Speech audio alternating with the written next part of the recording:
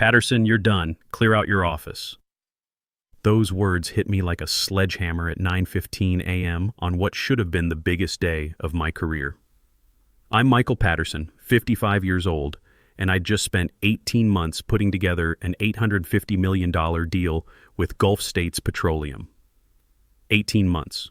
And this kid, Austin Caldwell, 28, fresh out of Harvard with his MBA and the weight of impossible expectations from his CEO father, just fired me 1 minute before I was supposed to sign the biggest contract in Lone Star Energy Corporation's history. Let me back up a bit. I've been in the energy business for 27 years, started right after my 6-year stint in the Marines, worked my way up from field engineer to senior sales director. I know this industry inside and out, from offshore drilling rights to pipeline capacity calculations to environmental impact assessments. The kind of stuff they don't teach you in business school. Austin Caldwell was different. He was Harold Caldwell's son, yes, the CEO's son, and he'd been brought in 6 months ago as the new director of strategic operations. That's corporate speak for daddy gave me a job. But here's the thing about Austin that most people missed. He wasn't stupid. He had genuine talent, real analytical skills, and he understood modern business better than most of us old-timers. His problem wasn't incompetence, it was pressure. Harold Caldwell had built Lone Star Energy from a small Houston outfit into a $2.3 billion company over 20 years. That's a hell of a legacy for any son to live up to, especially when everyone's watching to see if you earned your position or just inherited it.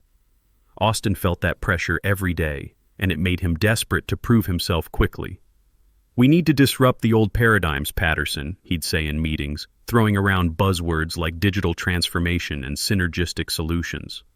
But when we talked one-on-one, away from the corporate theater, Austin would ask smart questions about reservoir engineering and regulatory compliance.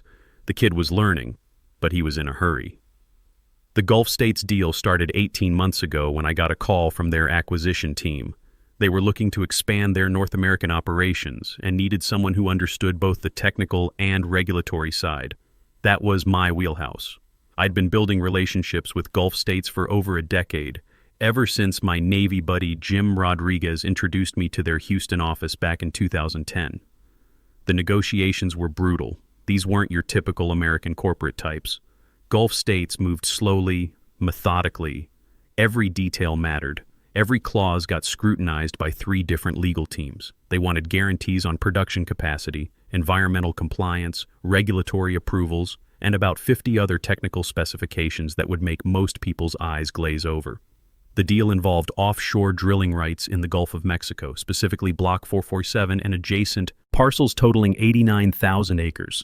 Gulf States wanted assured production capacity of 45,000 barrels per day, with environmental impact assessments for deep-water operations exceeding 5,000 feet. The regulatory maze alone included approvals from BOEM, EPA, Coast Guard, and state authorities in Texas and Louisiana. But I loved it. This was the kind of deal you work your whole career for. Not just the money, though my 2.5% commission on $850 million would set Linda and me up nicely for retirement, but the reputation.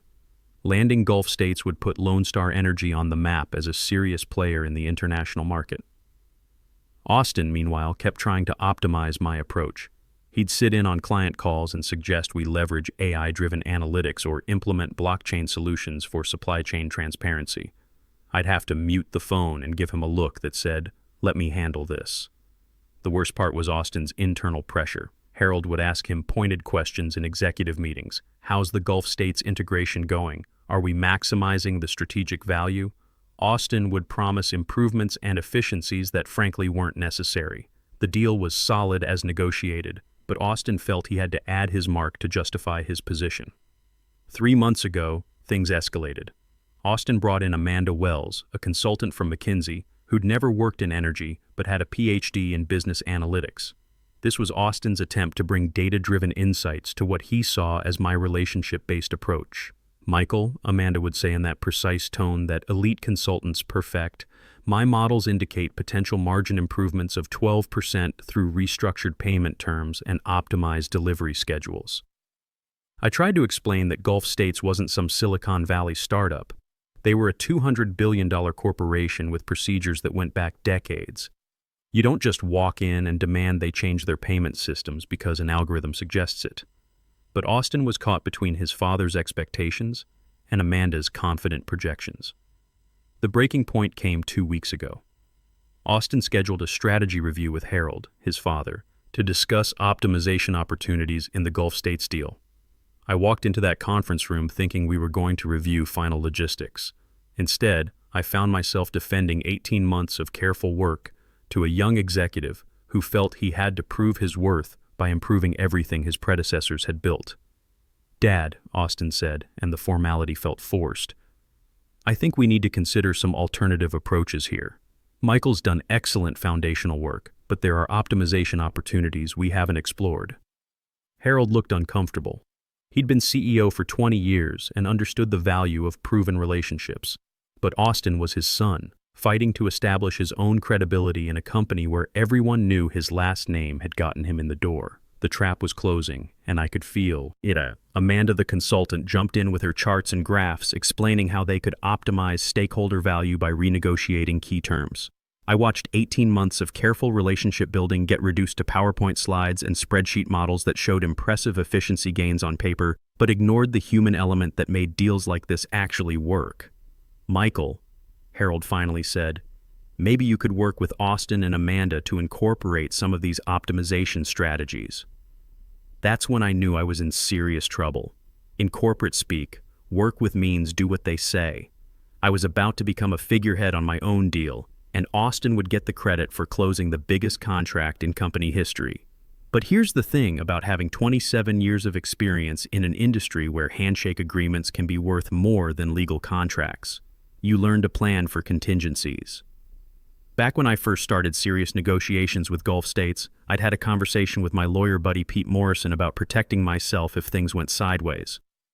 The conversation happened after the Chevron Texaco debacle in 2019, where a senior negotiator got pushed out 3 days before signing a major acquisition deal. The replacement couldn't close it, the deal fell apart, and the company lost $400 million in projected revenue. Pete had been the guy's attorney when he sued for wrongful termination. "Mike," Pete told me over beers at Kirby's Ice House, "these big energy deals are all about relationships and technical knowledge. Companies forget that when they get greedy or start playing politics. You need protection." That's when Pete suggested something called a key person clause with specific technical requirements. It wasn't just about designating me as important, it was about creating legitimate technical and regulatory reasons why only I could execute the final contract. The genius was in the details. Gulf States required someone with specific certifications: offshore drilling safety certification, EPA environmental compliance certification, and DOE international energy transaction approval. I had all three.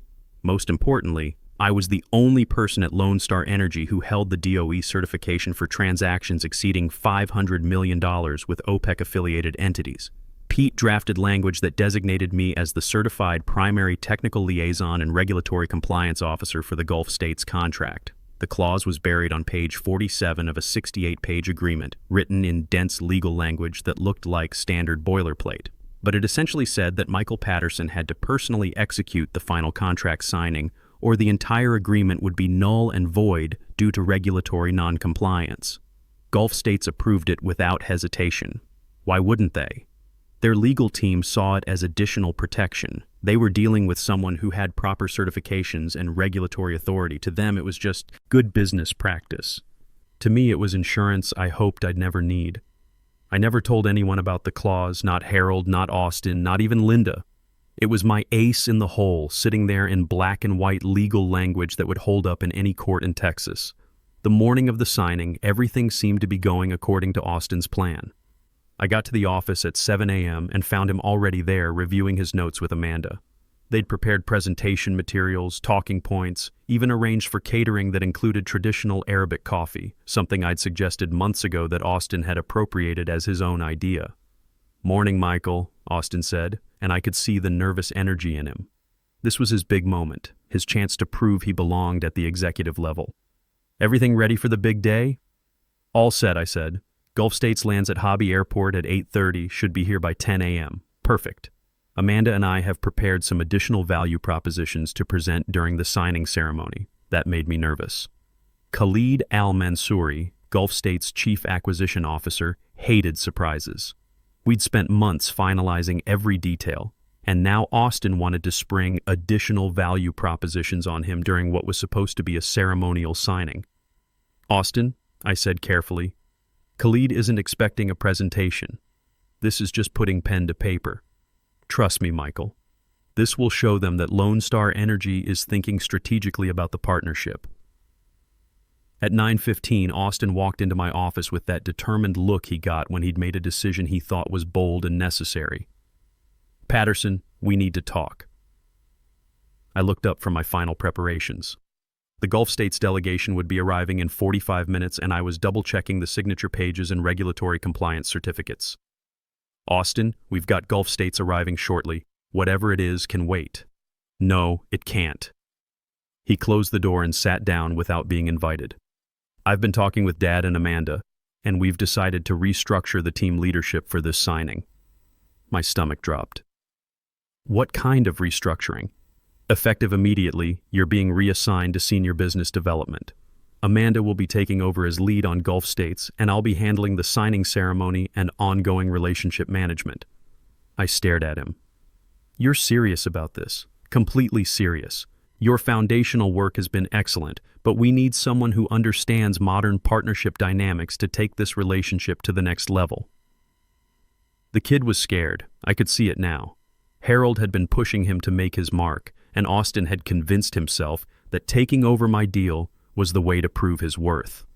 Amanda had filled his head with optimization theories, and he genuinely believed he could improve on 18 months of relationship building with a PowerPoint presentation and some business school jargon. "So what happens to me?" I asked, though I already knew the answer. "Senior business development. There's an office on the 3rd floor. You'll be developing new opportunities while we execute on the current pipeline." Business development. Corporate purgatory for executives they can't fire but don't know what to do with. I looked at Austin sitting there in his $2,000 suit, fighting his own internal battles while trying to project confidence he didn't really feel. The irony wasn't lost on me. Here was a kid with genuine intelligence and business skills, but he was so desperate to prove himself that he was about to make the biggest mistake of his career. "All right," I said finally. "You want to handle the signing? Go ahead." He looked surprised. I think he expected me to fight, to make a scene, to demand a meeting with Harold. "Really? You're okay with this transition?" "Austin, you're the director. If you think you can manage Gulf States better than I can, that's your call." He seemed relieved, like he'd been bracing for a confrontation. "I knew you'd understand. This is really what's best for the company." "Just one thing," I said, standing up to shake his hand. "Make sure you read the entire contract before you sign.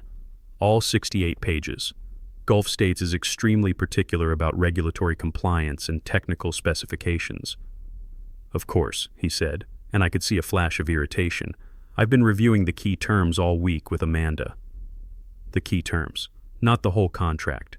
Just Amanda's executive summary that focused on financial structures and delivery schedules, but glossed over the regulatory requirements that made up about 30% of the actual document. I watched Austin walk out of my office to prepare for his moment of glory, and I almost felt sorry for him. Almost.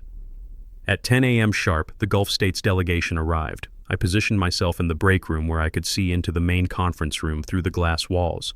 There was Khalid al-Mansouri, impeccably dressed as always, carrying the leather portfolio he'd had custom-made in Dubai. There was Sarah Kim, their legal counsel, who'd probably read our contract more times than anyone except Pete Morrison. There was Ahmed Rashid, their technical director and my closest contact in their organization. These weren't faceless corporate executives. They were people I'd shared hundreds of meals with, people who'd invited me to their homes, people who trusted me with details about their families and career concerns. Ahmed and I had bonded over our military backgrounds. He'd served in the UAE Armed Forces before getting his petroleum engineering degree from UT Austin. I watched Khalid introduce his team to Austin and Amanda. I could see the polite confusion on their faces. They were expecting me. Sarah Kim looked around the room, clearly wondering where I was. But Austin launched into what I'm sure was a well-rehearsed presentation about Lone Star Energy's strategic vision and innovative partnership approach. The actual signing was supposed to be purely ceremonial. All the real negotiations were done months ago. This was just putting pen to paper, taking photos for the company newsletter, and opening a bottle of champagne that Harold had been saving for the occasion. Austin picked up his Mont Blanc pen and turned to the signature page with the confidence of someone who'd never had a deal blow up in his face. Amanda sat next to him with her laptop open, probably ready to pull up charts if anyone had questions about optimization opportunities. That's when I saw Sarah Kim lean forward and whisper something urgent to Khalid. Khalid frowned and whispered back. Then Ahmed pointed to something specific in the contract that made all three of them sit up straighter. I couldn't hear what they were saying through the glass, but I could read the body language. Something was very wrong. Austin looked confused. He said something to Amanda, who started typing frantically on her laptop, probably searching for whatever clause the Gulf States team had found. Harold was leaning forward, trying to figure out what was happening to his son's big moment. Sarah Kim stood up and walked around the table to point at something specific in the contract. I could see Austin's face go white as he read whatever she was showing him. Khalid was shaking his head slowly, the way he did when someone suggested something that violated regulatory protocols. Ahmed, my old friend who understood the technical requirements better than anyone, gathered his papers and said something that made the entire Gulf States team stand up. That's when Austin bolted from the room.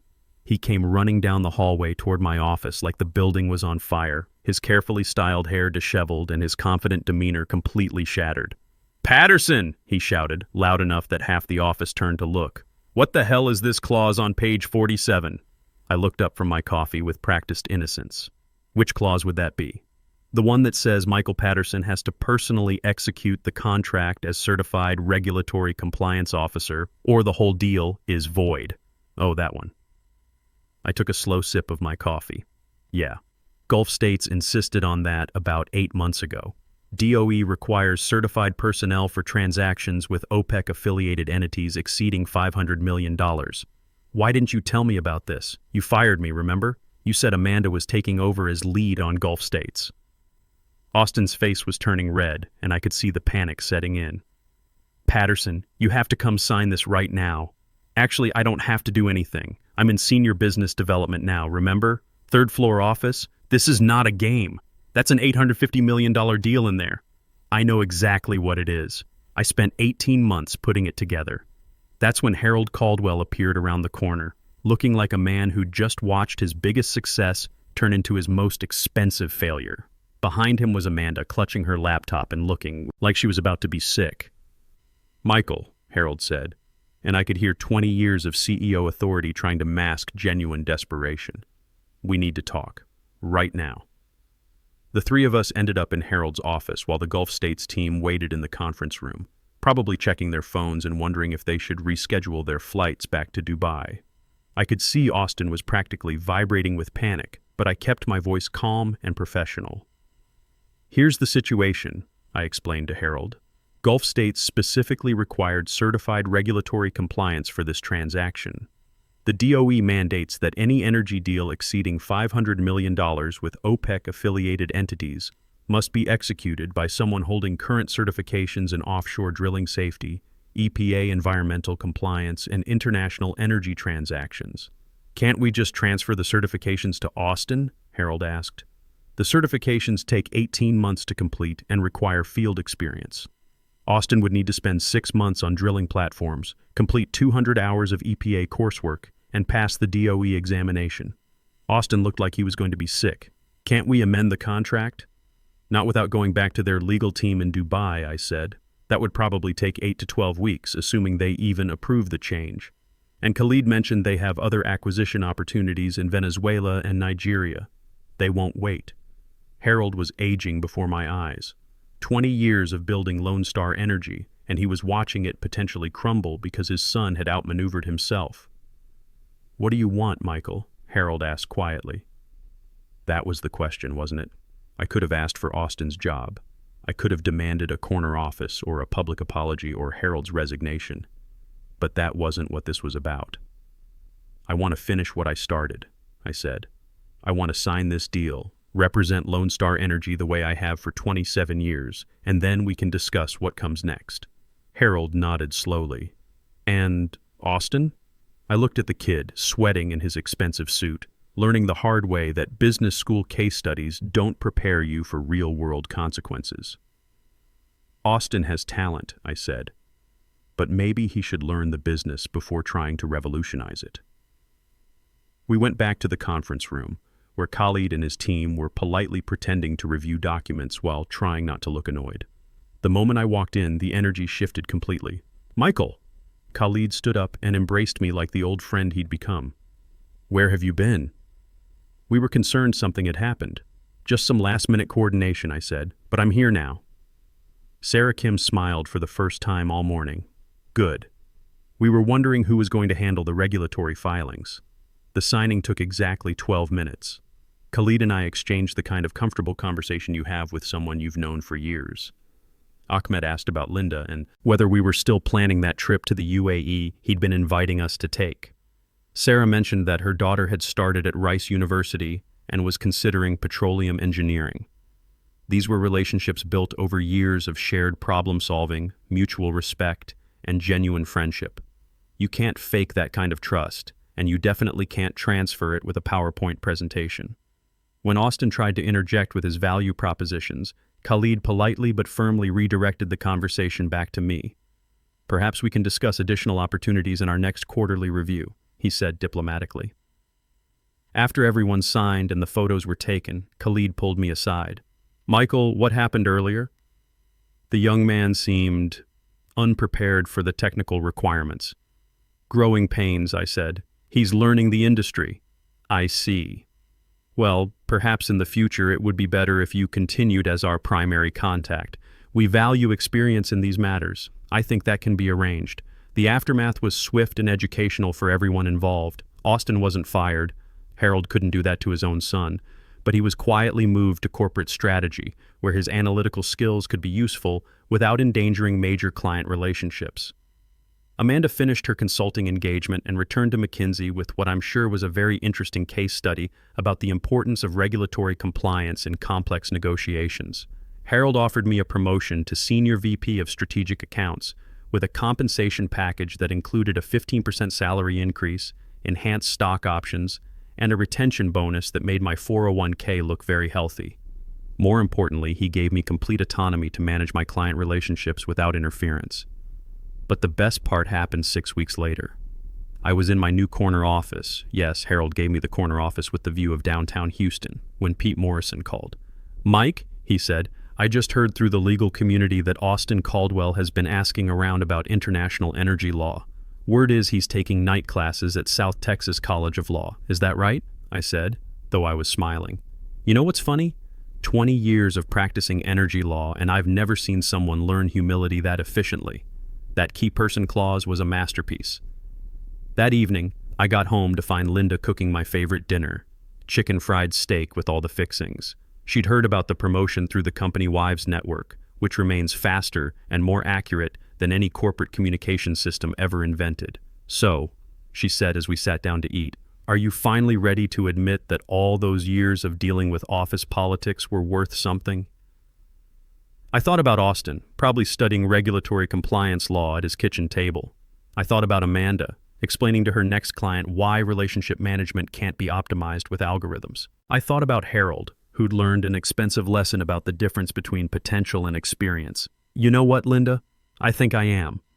We talked about retirement plans and vacation destinations and all the things that 55-year-old couples discuss when they finally have real financial security.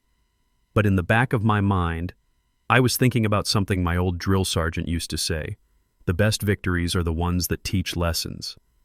Austin learned that experience isn't just another word for outdated. Harold learned that family loyalty has to be balanced with business reality. And I learned that sometimes, if you're patient enough and careful enough, you can be both the teacher and the beneficiary of a very important lesson. I still had 10 years until retirement, and Gulf States was already talking about expanding their North American operations. After all, they valued experience in these matters. And experience, as it turns out, is exactly what I had to offer.